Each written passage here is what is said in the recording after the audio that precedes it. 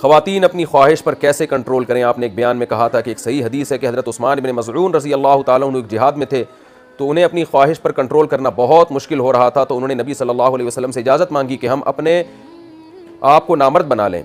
लेकिन आप सल्लल्लाहु अलैहि वसल्लम ने उन्हें मना किया और फरमाया निकाह करो।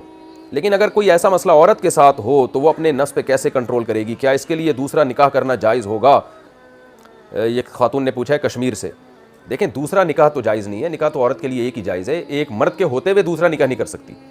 तो औरत के लिए भी यही हुक्म है, कंवारी लड़की अगर ख्वाहिश पे कंट्रोल नहीं हो रहा उस पर भी निकाह वाजिब है, कोई निकाह का पैगाम भेजे। और अगर शादी के बावजूद उसकी तस्कीन नहीं हो रही है, जैसे शौहर एक साल 1.5 साल के लिए सफ़र पे चले जाते हैं बाज़ दफ़ा, तो फिर शरीयत में मसला ये है कि शौहर बीवी से 4 महीने से ज़्यादा दूर उसकी मर्ज़ी के बगैर नहीं रह सकता। तो औरत को चाहिए बात अपने शौहर के साथ शेयर करे, और अगर वो फिर भी दूर रहता है 1-1 साल, तो फिर औरत के लिए इस बेस पर उससे तलाक मांगना ये शरन जायज़ है, ताकि उससे तलाक लेके फिर वो कहीं और निकाह करे। तो खुलासा कलाम का ये निकला कि जो हल अल्लाह ने मर्द को बताया कि निकाह, वही हल जो है औरत के लिए भी है कि वो निकाह करे। लेकिन निकाह के बाद भी अगर कंट्रोल नहीं हो रहा तो फिर ये इसकी अलामत है कि ये ख्वाहिश नेचुरल नहीं है, बल्कि ये हद से ज़्यादा बढ़ी हुई है। तो इसका इलाज फिर मेडिसिन के ज़रिए, दवाओं के ज़रिए और अपनी ख्यालात को पाकीज़ा बनाने से इसका इलाज हो सकता है। वफ़ात पर इंश्योरेंस के अमाउंट में से कितनी रकम हलाल होगी? मेरे अब्बू का 54 साल की उम्र में इंतकाल हुआ था। इस वक्त पाकिस्तान में रिटायरमेंट की उम्र 60 साल थी। वो जिस कंपनी में जॉब करते थे वहाँ इंश्योरेंस लाजिम थी। इनके इंतकाल पर इंश्योरेंस का जो अमाउंट मिला था, इसमें से कितना हिस्सा मेरे लिए हलाल हो सकता है, जबकि कंपनी ना बताए कि अब्बू की इंश्योरेंस पॉलिसी में कितनी कंट्रीब्यूशन थी। साजिदा साहिबा कराची से। देखें, आपके वालिद साहब की तनख्वाह में से जितने पैसे इंश्योरेंस के कटे थे उतनी रकम हलाल है, प्रॉफिट हलाल नहीं है।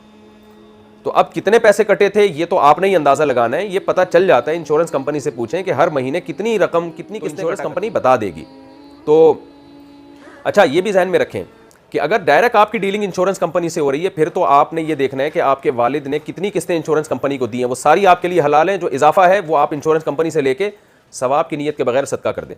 लेकिन अगर आपका डायरेक्ट इंश्योरेंस कंपनी से आपकी डीलिंग नहीं थी, बल्कि आपके वालिद साहब जिस कंपनी में जॉब करते थे वो कंपनी आपके वालिद को, यानी वालिद के वरसा को पैसे दे रही है, और वो कंपनी इंश्योरेंस कंपनी से उसकी डीलिंग है, यानी आपके बराह रास्त इंश्योरेंस कंपनी में इन्वॉल्वमेंट नहीं है आपकी, तो फिर आपके लिए वो सारा प्रॉफिट हलाल है। इसलिए कि ये समझा जाएगा कि ये प्रॉफिट आपको इंश्योरेंस कंपनी नहीं दे रही, बल्कि आपकी वालिद साहब वाली कंपनी आपको ये प्रॉफिट दे रही है, और वो उसकी तरफ से एक इनाम है।